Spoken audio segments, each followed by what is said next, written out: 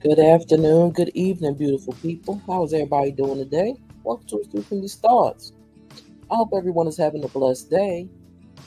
I hope that you said your prayers this morning and thank God for waking you up this morning because He did it and He didn't have to do it. I hope that you pray God for just blessing you with all the things you have in your life that mean the most to you. Okay? I hope everyone made it home safe. Want them out there on the roads, but we all know people drive stupid. But anywho, forget the people. What we're going over today, Women of the Bible for Women of Color. We are talking about Miss Lydia. Okay? Learn something new every day, y'all. Learn something new every day. Let's get to reading Lydia. Okay? And I'd appreciate it. Anyone come through, please hit the like button, subscribe to the channel if you have not done so already. I would truly appreciate it. And to my new subscribers, thank you so much. I thank y'all so much. Y'all have no clue. And I hope that y'all are enjoying the content. If you're not, let a sister know. Heck, feel free to drop down in the comments and let me know something you would like to talk about. Okay? I'm not afraid of anything. Let me stop. I'm not, but God. That's it. That's the only thing I'm scared of is God. Oh, let's see. Let me read about Lydia. Lydia, a model for women in business. Mm. Mm-mm. Lydia was a fascinating woman, a successful businesswoman. She traded in dye goods.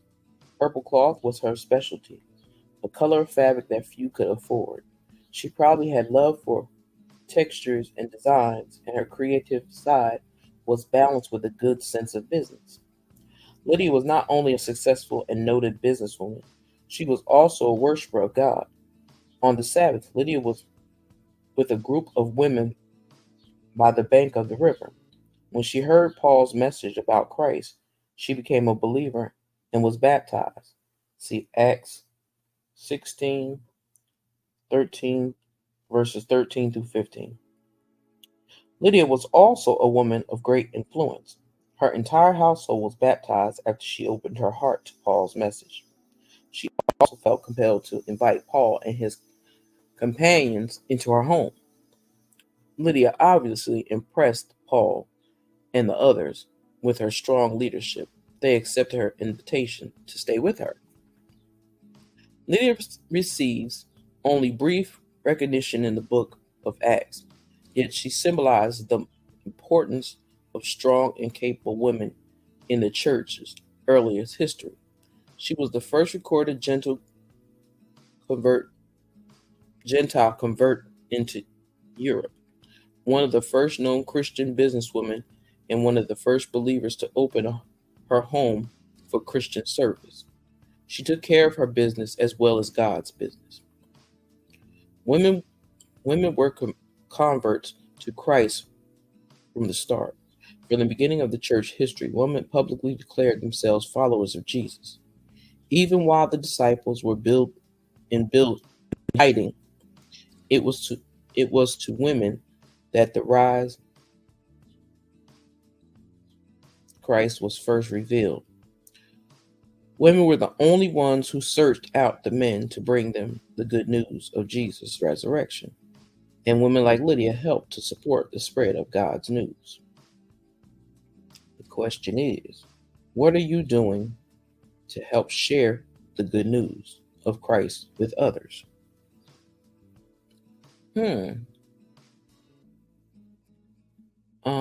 I will say that I pray for others. I give when I can. I am my sister's keeper, so I'm always there and available when needed, even with family. That's just who I am. Even if I'm tired, it make a difference. If somebody's in need and they need me and I could do it, I do it. Because that's just part of who I am. That's just part of my DNA. I got that from my mama. Okay. So if you are into your Bible very deeply, read Acts 16, chapter 16, verses 6 through 15, and then verse 40. So I'm going to leave y'all with a little prayer, and I'm going to get on out of here. So y'all have a blessed and beautiful day. Don't let nobody disturb your peace. And make sure, even while you're driving, say a prayer. Because y'all know people are reckless out there on them roads. But make sure you love upon your family, love upon yourself first. You can't love upon you first. You can't love upon nobody else. Talk to your kids. Talk to your family.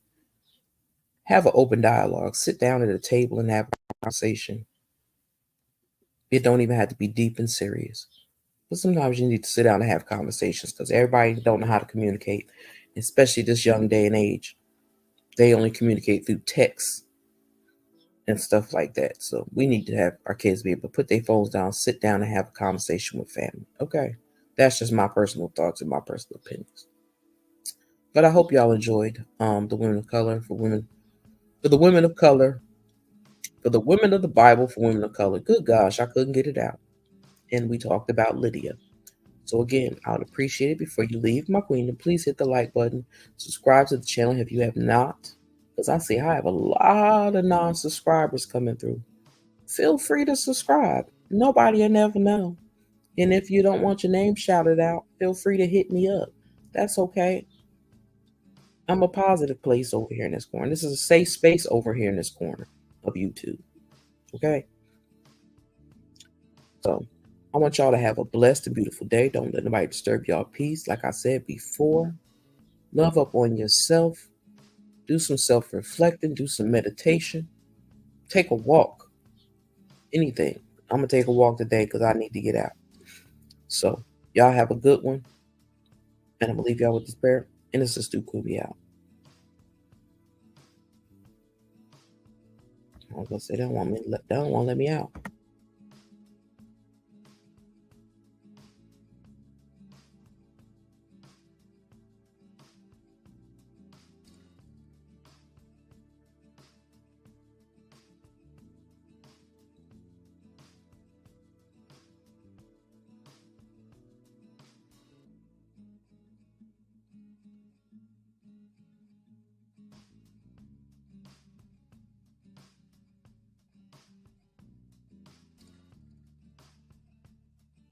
Hey you.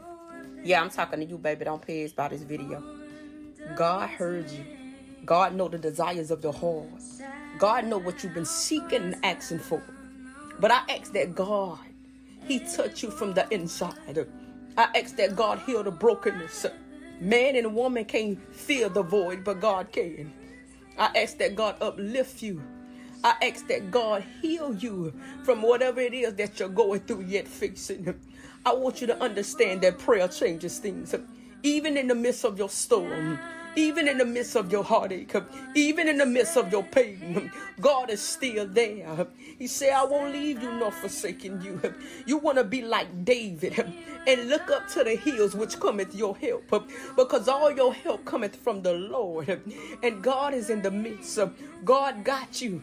Keep praying and keep trusting Him.